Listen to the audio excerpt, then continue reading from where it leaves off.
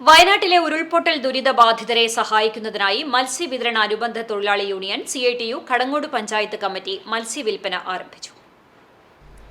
4 ഘട്ടങ്ങളിലായി മത്സ്യക്കച്ചവടം നടത്തി ലഭിക്കുന്ന ലാഭവിഹിതമാണ് മുഖ്യമന്ത്രിയുടെ ദുരിതാശ്വാസ നിധിയിലേക്ക് ധനസഹായമായി നൽകുന്നത്.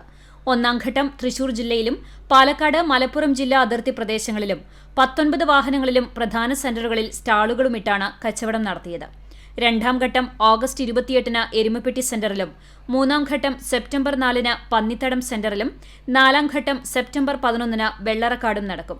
എരുമപ്പെട്ടി പെട്രോൾ പമ്പിന് മുന്നിൽ നടത്തിയ കച്ചവടത്തിന് സംഘടനാ president Shakir Vellatheri, secretary VS Sreenish, treasurer Abdul Razak Pannithadam എന്നിവർ നേതൃത്വം നൽകി.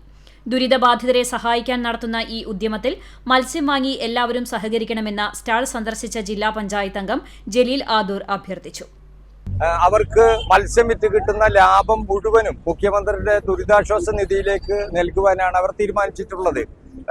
മുൻ വർഷങ്ങളിൽ 2019 പ്രളയമുണ്ടായപ്പോഴും ഇവർ ഇങ്ങനെ മത്സ്യക്കച്ചവടം നടത്തി കിട്ടിയ 90,000 രൂപയോളം മുഖ്യമന്ത്രി ദുരിതാശ്വാസ നിധിയിലേക്ക് നൽകിയിരുന്നു. വളരെ നല്ല മാതൃകാപരമായിട്ടുള്ള നല്ലൊരു പ്രവർത്തനം ചെയ്യുന്ന ഈ പ്രവൃത്തിയിലേക്ക് സന്മനസ്സുള്ള എല്ലാ നാട്ടുകാരും മത്സ്യം വാങ്ങി സഹകരിക്കണമെന്ന് അഭ്യർത്ഥിക്കുകയാണ്. ജനങ്ങളുടെ വലിയ പിന്തുണയാണ് മത്സ്യക്കച്ചവടത്തിന് ലഭിക്കുന്നത്. കഴിഞ്ഞ പ്രളയകാലത്ത് ഈ സംഘടന മത്സ്യക്കച്ചവടം നടത്തി 90,000 രൂപ മുഖ്യമന്ത്രിയുടെ ദുരിതാശ്വാസ നിധിയിലേക്ക് നൽകിയിട്ടുണ്ട്. CCTV news, Erumapetty.